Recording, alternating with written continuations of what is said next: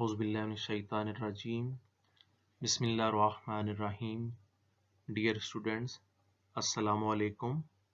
آج ہمارا lecture number 12 ہے، 12واں لیکچر، جو کہ سیکنڈ ایئر فارسی کی کتاب کے اندر سے چھٹے درس کی مشق ہے، تمرین ہے. آج ہم سبق نمبر 6 کی مشق کرنے جا رہے ہیں.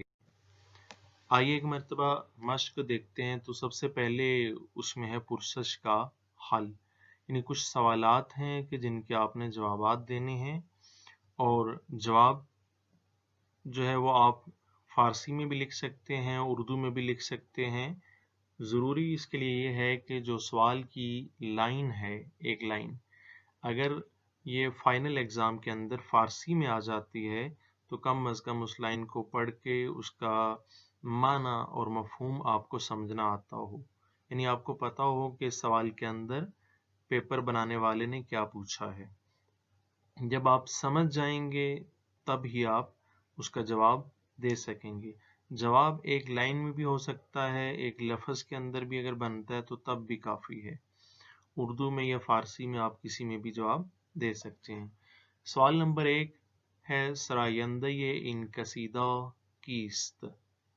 سرایندہ کہتے ہیں شاعر کو، ان قصیدہ یعنی اس قصیدے کا، کیست کون ہے، اس قصیدے کا شاعر کون ہے. پیپر میں سوال یہ آ سکتا ہے کہ قصیدہ اے بخارا شادباش و شازی کا شاعر کون ہے. تو جواب ایک لفظی ہے کہ رودکی سمرقندی. سرایندہ ان قصیدہ شاعر معروف ایران رودکی سمرقندی است. اس قصیدے کا شاعر ایران کا مشہور شاعر رودکی سمرقندی ہے. سوال نمبر 2 جوی مولیان در کجا است. جوی مولیان، مولیان نامی ندی یا نہر، در کا معنی ہے میں، کجا کہاں، است ہے، یعنی مولیان نامی ندی یا نہر کہاں واقع ہے. تو ایک لفظی جواب بھی کافی ہے، بخارا میں. جوی مولیان نزد بخارا است، یعنی مولیان نامی نہر بخارا کے قریب واقع ہے. سوال نمبر 3 یہ ہے کہ شاعر از کدام شہر ستائش کرده است. شاعر از کا معنی سے، کدام یعنی کس، شہر یعنی شہر، ستائش کہتے ہیں تعریف کو، کرده است کی ہے، شاعر نے کس شہر کی تعریف کی ہے. تو یہ جو قصیدہ تھا اس میں شاعر نے بخارا شہر کی تعریف کی ہے. شاعر از شہر بخارا ستائش کرده است. سوال نمبر 4 ہے بخارا در کدام کشور واقع است. بخارا کس ملک میں واقع ہے. کشور کا معنی ہوتا ہے ملک. تو آپ جواب سمپل ایک لفظ میں بھی دے سکتے ہیں کہ ازبکستان میں. بخارا در ازبکستان قرار گرفته است. بخارا ازبکستان میں واقع ہے. سوال نمبر 5 ہے رودکی در چه سالی فوت کرد. رودکی در چه سالی، در کا معنی میں، 6 سالی یعنی کس سال میں، فوت کرد فوت ہوا.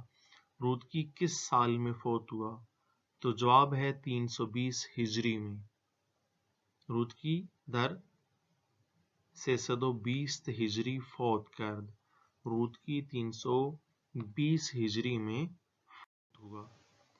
یہ دوسرے فارمیٹ میں وہی سوال ہیں آپ کے سامنے، سوال نمبر 3، 4 اور 5، تاکہ اگر آپ کو یہ کلیئر نظر آ رہے ہیں تو آپ ان کو اس طرح سے دیکھ سکیں. اس کے بعد آتے ہیں تمرین کا حل. سوال نمبر 1 ہے استعارہ کی تعریف لکھیے. میں نے آپ کو بتایا تھا سبق کے اندر کہ اے بخارا شادباش شازی جو قصیدہ ہے جسے رودکی سمرقندی نے لکھا، درس ششم تھا، چھٹا سبق. اس کی آخری جو 2 لائنیں تھیں، آخری 2 اشعار جو تھے، ان 2 اشعار کی دوسری لائن میں استعارہ تھا، پہلی لائن کے اندر تشبیہ استعمال ہوئی تھی. استعارہ کی تعریف لکھیے، آخری 2 شعروں میں آنے والے استعاروں کی وضاحت کیجیے. وہاں میں نے آپ کو بتایا تھا کہ آخری 2 شعر جو تھے ان کی دوسری لائن میں، دوسری لائن کے حوالے سے اگر ہم دیکھیں تو نمبر 1 کے اوپر ماہ اور آسمان استعارہ استعمال ہوا تھا، اور نمبر 2 کے اوپر سرو اور بوستان کا استعارہ استعمال ہوا تھا۔ استعارہ ہے کیا؟ استعارہ کے لفظی معنی ہے ادھار یا مستعار لینا، یعنی ادھار لینا۔ بولنے والا کسی چیز سے اس کا نام کسی دوسری چیز کے لیے عارضی طور پر لے کر استعمال کرتا ہے۔ مثلاً کوئی شخص اپنے محبوب کو چاند کہہ کر پکارتا ہے۔ مثلاً جیسے ماں کہتی ہے نا، بیٹا اگر گھر میں داخل ہوا تو ماں نے کہا کہ میرا چاند آ گیا۔ اب حقیقت میں تو چاند ہے نہیں، بیٹے کو کہہ رہی ہے، تو ایک لفظ اگر بول رہی ہے کہ میرا چاند آ گیا، یعنی چاند آ گیا، تو یہ چاند کا لفظ جو ہے چونکہ ادھار استعمال کر رہی ہے اپنے بیٹے کے لیے، تو اس کو ہم استعارہ کہیں گے۔ اس کے ہونٹوں کو پھول کی پنکھڑی کہتا ہے، ٹھیک ہے، اسے استعارہ کہتے ہیں۔ آخری 2 شعروں میں شاعر نے بادشاہ کو اس کی خوبصورتی کے باعث ماہ یعنی چاند کہہ کر پکارا ہے، جبکہ بخارا کو اس کی وسعت کے باعث آسمان کہا ہے۔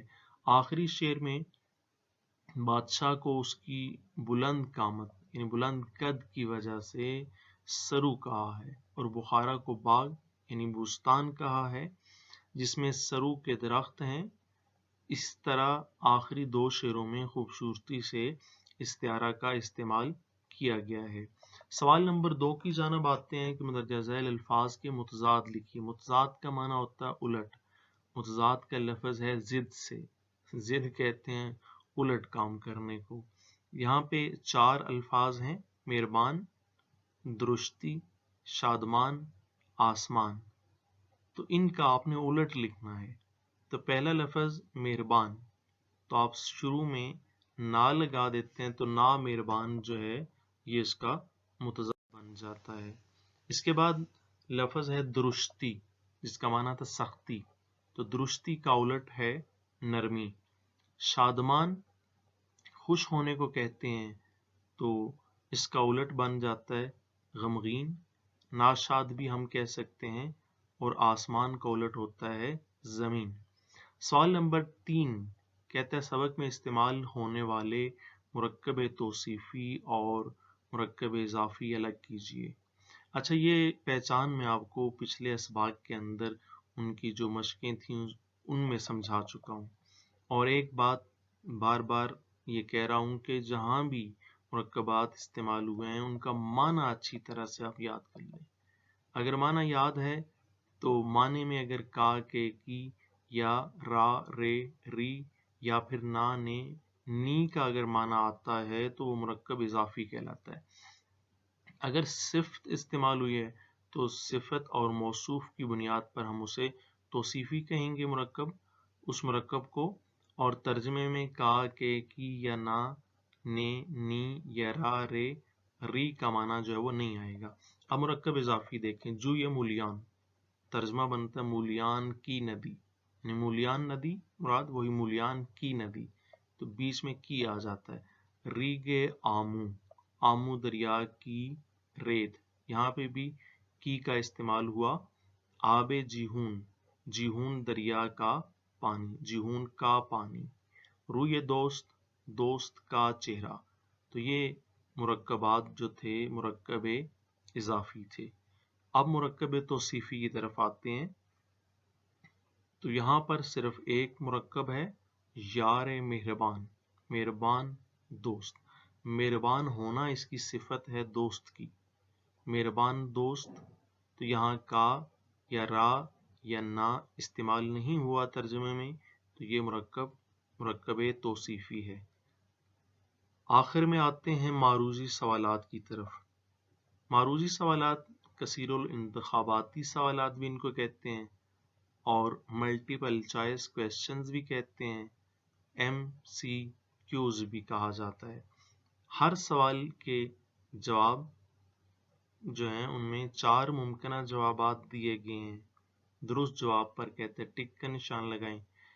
فائنل ایگزام میں جب پیپر ہوتا ہے آپ کا، تو یہاں پر آپ یہ کرتے ہیں کہ اس حصے میں آپ کے سامنے ایک آنسر شیٹ ہوتی ہے، اس میں 4 दायरे बने होते हैं, एक दायरा आपने फिल करना होता है जो कि दुरुस्त जुज जो है उसके सामने आ रहा होता है। पहला सवाल ये है कि रूद की समरकंदी किस कस्बे में पैदा हुए? तो ये हम पढ़ चुके हैं। अगर आपने पिछला लेक्चर नंबर 11 अच्छी तरह से सुना था तो मेरे ख्याल से ये आपको पहले से पता है। तो जवाब बनता है जीम जुज रूदक। नाम से भी हम समझ सकते हैं कि रूदकी रूदक से है। या अगर ये कहा जाए, सवाल ये होता है कि रूद की समरकंदी किस शहर में पैदा हुए, तो यहाँ समरकंद शहर का नाम था समरकंदी, इसीलिए कहा गया। सवाल नंबर 2, फारसी का वो पहला खुशनसीब शायर कौन है जिसका दीवान महफूज रह गया? तो जवाब है रूद की। दाल जुज दुरुस्त है। रूद की समरकंदी फारसी का पहला वो खुशनसीब शायर है कि जिसका दीवान महफूज रह गया। सवाल नंबर 3 की जानिब आते हैं। रूद की एक आलिम व फाजिल शख्स के अलावा थे। तो ये भी हम पढ़ चुके हैं, पिछले लेक्चर के अंदर समझा चुका हूँ। बेजुज इसका जवाब है माहिर मौसीकार। नंबर 4 पर आते हैं। रूद की समरकंदी महरूम थे किस चीज से? जवाब है अलिफ जुज बिनाई से। और ये भी सवाल बन सकता था कि वो कौन सा शायर था फारसी का कि जो बिनाई से महरूम था। तो आप जवाब में लिख सकते हैं कि रूद की समरकंदी। सवाल नंबर 5 है 940 ईस्वी किस शायर का साले वफात है? अच्छा, ये ईस्वी जैसे अभी 2020 ये ईस्वी साल है, और दूसरा साल होता है हिजरी साल, जैसे मुहर्रम, सफर, रबीउल अव्वल, तो वो हिजरी साल कहलाता है। तो हम पीछे पढ़ चुके हैं हिजरी साल वफात इसी मश्क के अंदर, और अब जो है वो उन्होंने ईस्वी के अंदर पूछा है। तो ईस्वी के एतबार से ये भी रूद की समरकंदी का साल वफात है। तो यहाँ पर हमारा ये सबक नंबर 6 जो है ए बुखारा शादबाश व शाद जी मुकम्मल होता है, और उसकी तमरीन भी मुकम्मल होती है। आज हमने आप स्टूडेंट्स के साथ मिल के ये 6 सबक मुकम्मल कर लिए हैं। आइंदा आने वाले लेसन के अंदर सबक नंबर 7 यानी दरसे हफ्तुम हम पढ़ेंगे, जिसे अबुल फजल बिहकी ने लिखा है, और दरसे हफ्तुम यानी 7वें सबक का नाम है अमीर आदिल स्पुख्तगीन व आहुए मादा, आदिल बादशाह स्पुख्तगीन और हिरनी। इससे मुतल्लिक एक सबक है जिसे अबुल फजल बिहकी ने लिखा। तो इंशाल्लाह हम अगले लेसन के अंदर अगले लेक्चर में दरसे हफ्तुम को पढ़ेंगे। खुदावंद मुताल आपका हामी नासिर हो।